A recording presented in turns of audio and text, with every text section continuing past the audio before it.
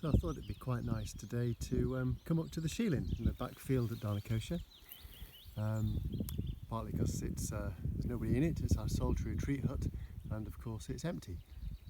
So yeah, I'm going to deal with today's topic, which is Samjna, up here.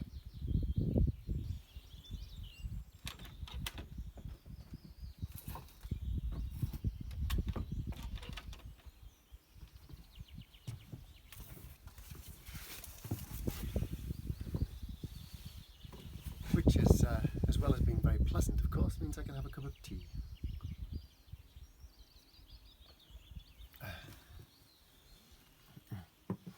So, Samjna, the third of the 5 skandhas. Remember, we've already talked about rupa and vedana, about form and feeling tone.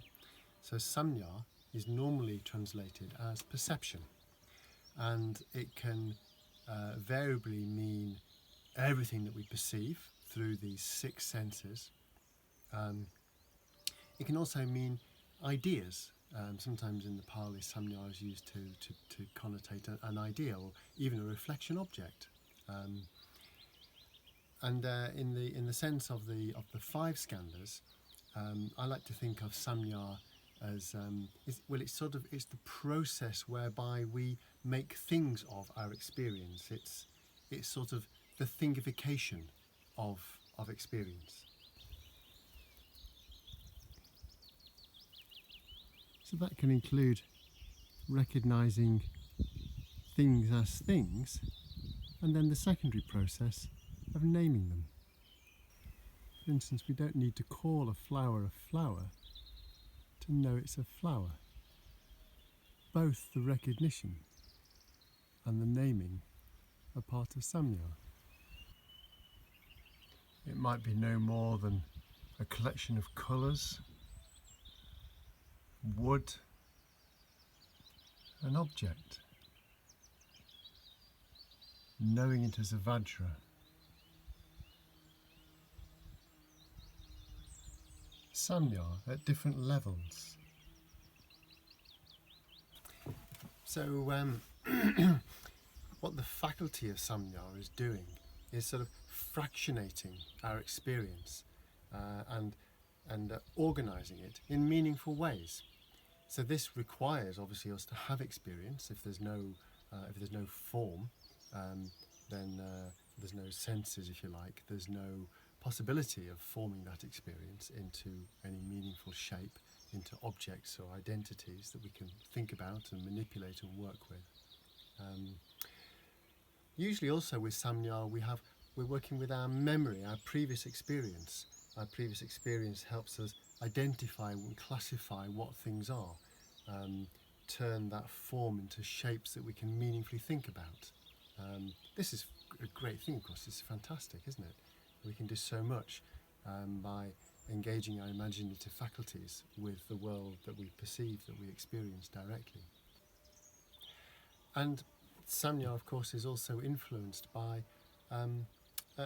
attraction and aversion. Some things draw our attention into them. Our attention is positively formed around something that we like, or it might be negatively formed around something that we don't like. So how our Samjna faculty organises itself around our experience is influenced by the vedana, the associated vedana. Sometimes you can catch this process of thingification in your own experience.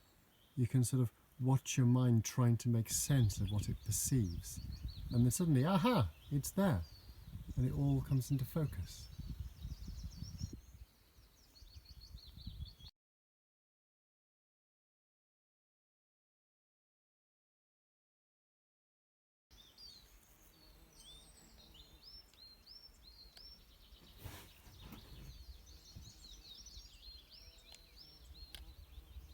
So at one level, we can reflect on Samjna simply by noticing how our minds, how we form a sense of things out of our experience through all of the senses.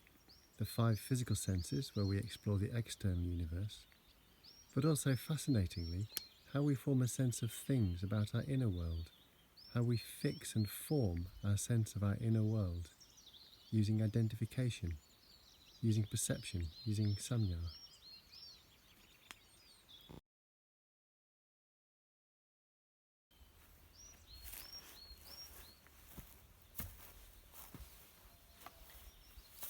So this samjna process, this thingification, if you like, it can both limit what we see by imposing traditional boxes onto our experience, or we can also use it to deepen what we see. The whole process of identifying things, looking at them more carefully, can drive a deeper sense of understanding, of witnessing, a richer world. So it's useful to be able to be aware of, am I boxing and classifying and limiting something by the way I thinkify it, or is it a support for a deeper understanding? And this is equally true with our inner world. When we turn our reflection inwards and we look at the processes, the inner processes of the mind, whether that's reflecting on the mind as it presents in meditation, or whether that's working with an emotional experience, a mental state, if you like, in our everyday lives. It's useful to be able to be aware of the thingification of that experience and to be able to see it for what it is. So the traditional image in the Pena Sutta for samjna is the mirage. When we thingify things, it's not that the object doesn't exist, or it's not that the feeling didn't arise in our minds or in our hearts, but we are sort of constructing something with it. But I think I'm starting to move towards the next of the 5 skandhas.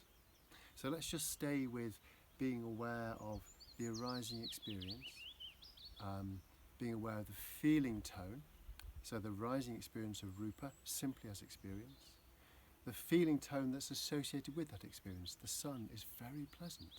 The warmth of the sun right now is very pleasant. Warmth and sun. So I've samjna. Samjna has come into being. I've constructed in my mind a sense of what that warm feeling is.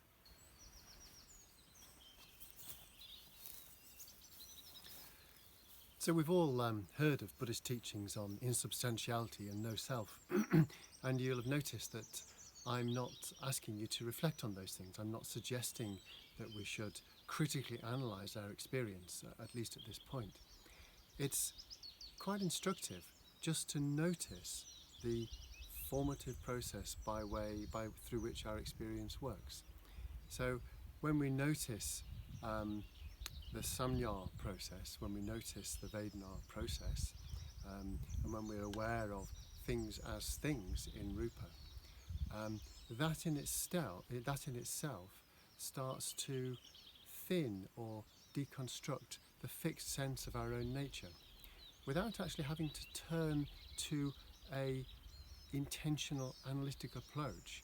We can just watch the unfolding of these phenomena in our experience and just be sensitive to the way that in itself loosens the sense of clinging, the sense of grasping, the sense of holding, and allows a more spacious, more appreciative and freer quality to enter our experience, to enter our world, to enter our daily life.